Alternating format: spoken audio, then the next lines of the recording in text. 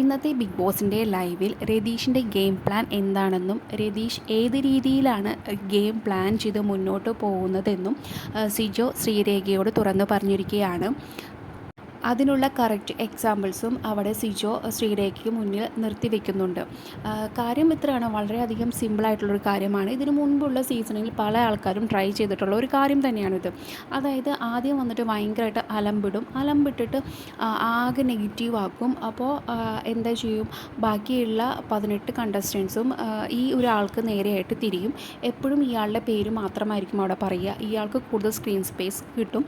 അപ്പോൾ ആ ഒരു പേര് പ്രേക്ഷകർക്ക് ഇടയിലും ആ ഒരു പേര് എപ്പോഴും പറയാൻ തുടങ്ങും. പിന്നെ ലാലേട്ടൻ്റെ വക ചീത്തവിളിയും ഒക്കെ ഉണ്ടാവും. വീക്കെൻഡ് എപ്പിസോഡിൽ ലാലേട്ടൻ വന്ന് ക്വസ്റ്റ്യൻ ചോദിച്ച് എണീപ്പിച്ച് നിർത്തലും ചീത്തവിളിയും ഒക്കെ കാര്യങ്ങളുണ്ടാവും. അപ്പോൾ അത് കൂടുതലായിട്ട് പ്രേക്ഷകരുടെ മനസ്സിൽ ആ ഒരു പേര് സ്ട്രെസ് ആവുകയാണ് ചെയ്യുന്നത്.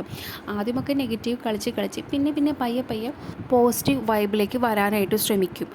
അതാണ് രതീഷിൻ്റെ പ്ലാൻ എന്ന് സിജു കറക്റ്റായിട്ട് അവിടെ ശ്രീരേഖയ്ക്ക് പറഞ്ഞു കൊടുക്കുന്നുണ്ട്.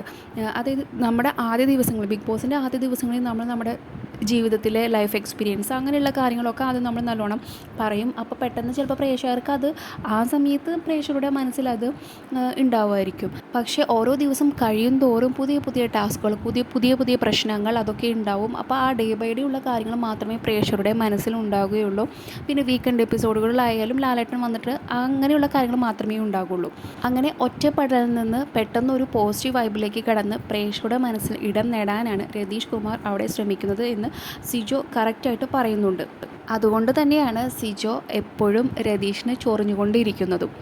നിങ്ങളുടെ അഭിപ്രായം എന്താണെന്ന് കമൻറ്റായി രേഖപ്പെടുത്തുക. കൂടുതൽ ബിഗ് ബോസിന് ലൈവ് അപ്ഡേറ്റ്സിനായി ഈ ചാനൽ സബ്സ്ക്രൈബ് ചെയ്യുക.